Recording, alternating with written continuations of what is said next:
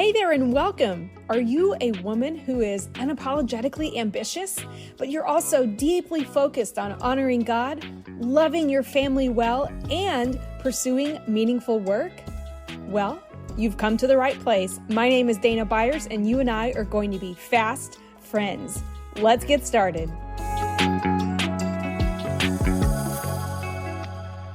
Hey everyone, before we dive in today, I want to take just a moment to share with you a recent review from Jennifer. Here's what she says.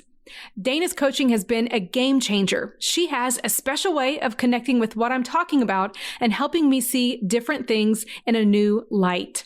The last time we met, I left with a new sense of direction and the encouragement that I needed to keep pushing for excellence in my work and in my personal life. Thank you so much, Jennifer, for your kind words. It is such a joy to watch you grow and surrender to all the amazing things that God has ahead for you. Well, hello there, friends. Welcome back to another episode of Been There, Learned That.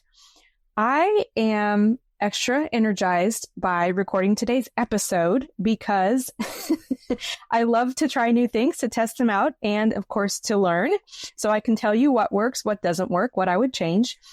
And as I was looking over really the next 4 or 5 months of my life, I'll be making I think 7 or 8 trips during that time. And so I really wanted to refine my approach to recording podcast episodes in places that are not my home office. So today I'm on the road. I am figuring out how to record a podcast episode so I can be consistent and getting content to all of you. So if this episode made it to your ears, I think whatever we're trying worked. So very exciting. If you are an aspiring podcaster or have interest in doing that, send me an email at dana@danabyercoaching.com. I would love to share with you the things I am learning, what's working, what's not working, because it is very fun and rewarding. So my hope would be to encourage you to give it a shot. Okay, well, today we're talking about decision making. If you listen to the podcast episode where I interviewed my husband, talking about empowering leadership in Christian marriage, we discussed that decision-making happens to be a strength of mine. Of course, every strength can have a little bit of a downside, but I have learned a lot, not only about my enjoyment of decision-making, but how to lean into it. And over the years, I, of course, have had a lot to learn. As I've made many decisions, you and I make countless decisions every day. And today I'd like to talk about debunking 3 myths about decision making. And I want to talk about this because I have had conversations and coaching sessions with countless women over the years. And while there are many concerns that come up when she is making decisions, there are 3 myths that she could run into that keep her from moving forward with confidence. So when we talk about confident decision making, these are 3 myths that you're going to need to acknowledge and decide what you believe about them in order to be able to go a little bit farther, a little bit faster, but with less hustle. You're also going to have less anxiety in your decision-making if you really take a look at these 3 myths I want to talk about today. And you see, when people hire me, they usually feel stuck. They often think they're getting coached on maybe frustration with a coworker, or maybe they're getting coached on their discouragement in the outcomes of a project they're working on, or even in raising their kids, or in their own self-development. Maybe they're struggling to reach a personal goal. And it is true they're getting coached on those things. They do feel stuck, but often we're coaching around a decision. And when I say we're coaching around a decision, I mean, really, they're just getting to a point where they're trying to determine what is the right next best step for me to take in these circumstances based upon where I'm at. So yes, of course, they're frustrated. They feel stuck. But when we're talking about the decision or the right next action for them to make, my role in each session is to show her thinking, to show her her brain and what it's offering her. You see, our brains are just basically these amazing God-created supercomputers, and they're trying to protect us. And if we let them lead the show, we will become so wrapped up in the thoughts that our brain offers us that we go along with it. We get tangled and stuck in these thoughts, in these beliefs, and some of the beliefs that get us stuck when we're trying to determine what to do next are the myths that I want to talk about today. So as I talk about these myths, let's see if maybe God would speak through my words to show you a little bit about the way you're thinking or perceiving your current scenario. So the first myth, myth number 1, is that decisions are difficult to make.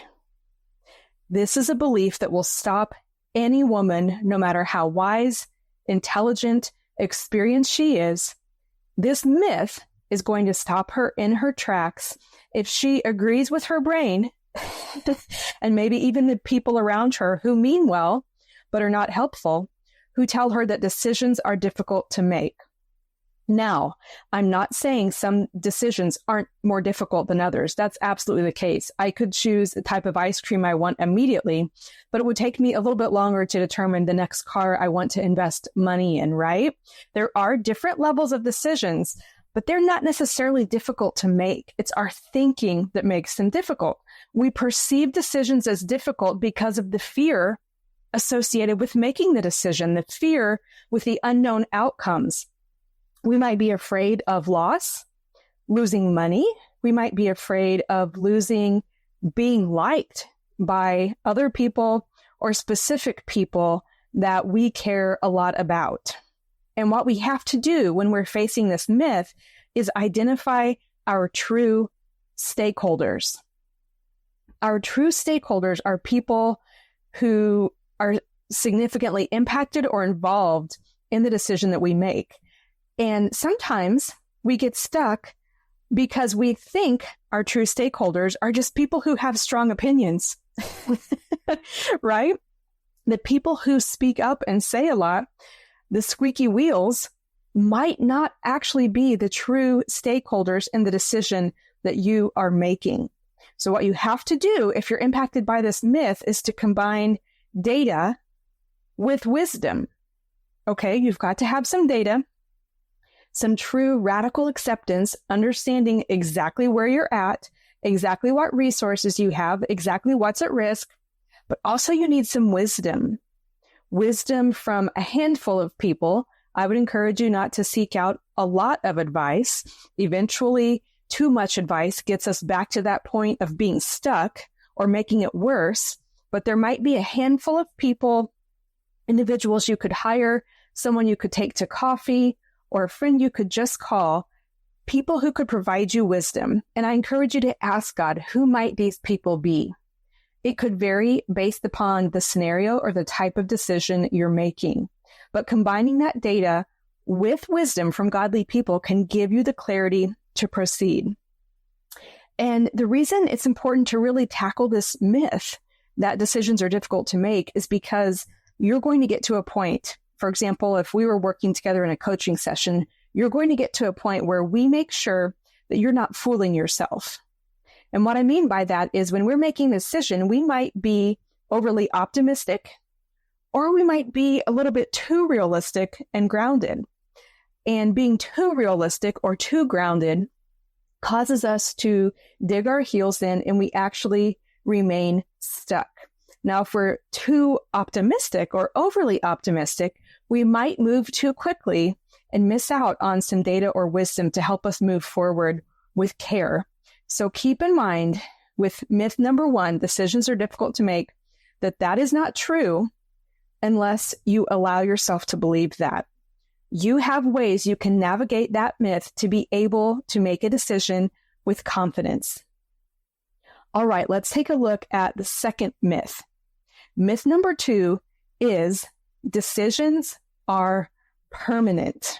Okay, so at the risk of sounding callous or maybe a little gruff, I believe you can leave, stop, or cancel pretty much anything you want to. People do this all the time. Now, it's true. Sometimes if you cancel something or leave or stop it, there will be consequences, but it is completely possible for you to look at the decisions that you make as not being permanent. So my clients, some of them have expressed problems with debunking this myth because it would shake their identity. This is the root of why we struggle to accept that our decisions might not be permanent. And in fact, believing that our decisions are permanent are the things that could cause us to remain more stuck. Of course, you wouldn't want to take action if you thought you had to do this thing for the rest of your life until Jesus comes back, right? It makes sense that you're putting that pressure on yourself if you believe the myth that decisions are permanent. But people undo or shift their decisions all the time. But the problem is going to be that it might shake your identity if you went back on a decision. And I use that language, went back on a decision, because this is often how women will approach this in a session. She would say something like, I don't want to be a quitter, or I would never leave. I don't want to abandon this job, or I'm too loyal. I'm too loyal of a person to say no to this individual who's always asking me for help. And I agree that loyalty is a beautiful quality, but it does look different in different scenarios. Being too loyal could actually indicate a struggle with self-regard or setting boundaries or even a lack of purpose.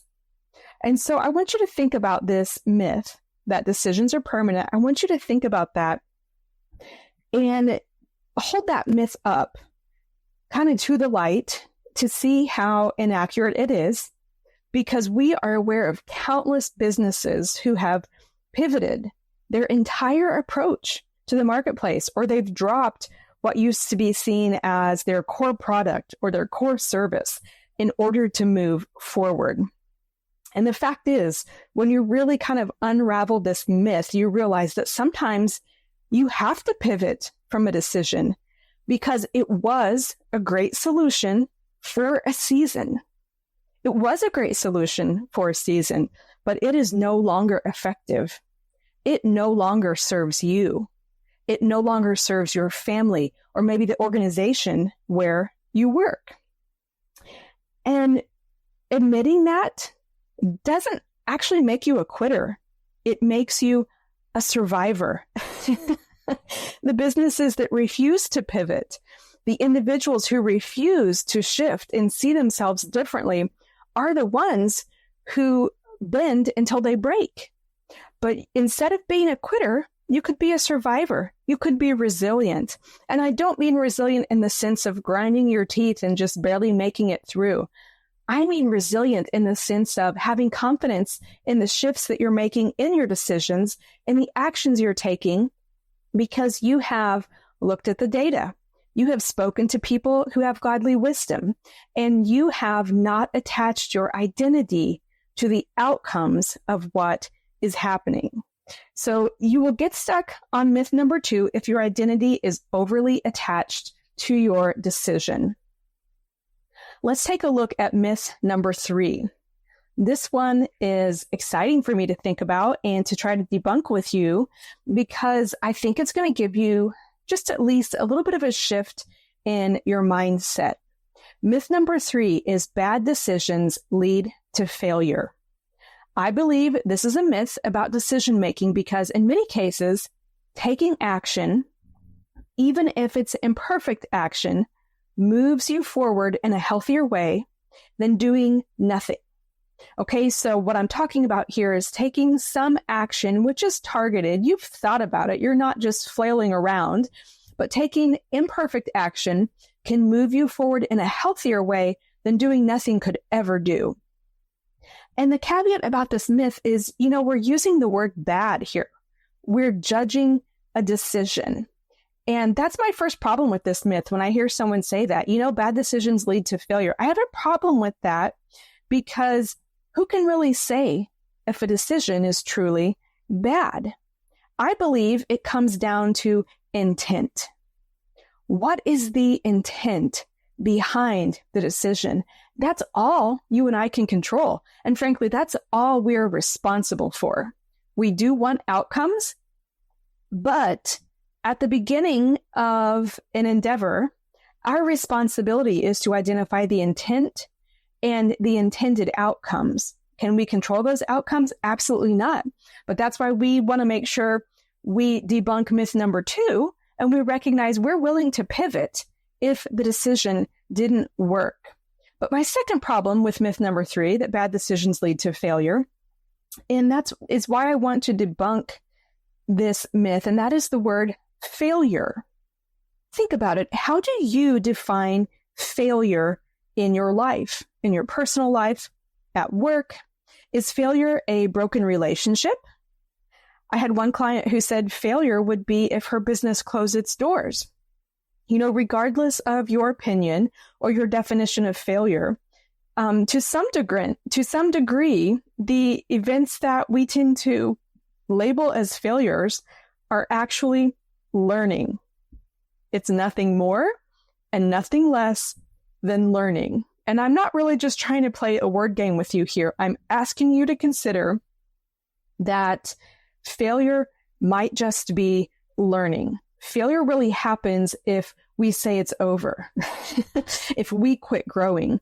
And a side note here, leaving a job or a relationship or moving or things like that, all of which I'm familiar with, I don't view those as failure. And I don't say that because I needed to do that to be able to live with myself. I truly don't view them as failure because I'm continuing to grow and learn. I'm trying to do it in a way that honors God and honors the people I have been partnered with, but also I'm not going to stop growing. And a lot of people view ending a season as a failure because maybe some relationships have to shift, or maybe you're not going into the same office every day, or maybe you have to move to a different environment. But really, you're adding to your learning experience. You can choose and maintain relationships even if you move forward. So be careful with the word failure and what that looks like to you. You have to define that for yourself. But if we're looking at myth number 3, bad decisions lead to failure. 1, we're judging decisions as bad, and we're identifying what we think failure would be. Now, the ability to look at our intent, of course, as I said, is super important. Sometimes things do not go the way we intended for them to go, and that's why we're able to go back and pivot. But I think the capacity to learn is probably why I love decision making. Right now I told you I'm recording this podcast in a whole new, very unique setting to try to get quality audio, but still be able to share my ideas with you, to still be able to connect with you this week. And my whole podcast is called Been There, Learned That. It is a life of iteration, of seeking to be flexible, to balance wisdom from other godly people, wisdom from the experiences and circumstances God has provided me, and also data to see what kind of outcomes we can get. Can we improve the very things we have been called to do by busting that myth of thinking that bad decisions lead to failure? So here are the 3 myths again. I want to list them out for you. Myth number 1 is decisions are difficult to make. Myth number 2 is decisions are permanent. And myth number 3 is bad decisions lead to failure. I want to ask you, which of those myths challenges you the most? And as you think through your answer, be careful not to judge yourself on that. There's a reason that it's currently more comfortable for you to believe that myth than it is to move forward.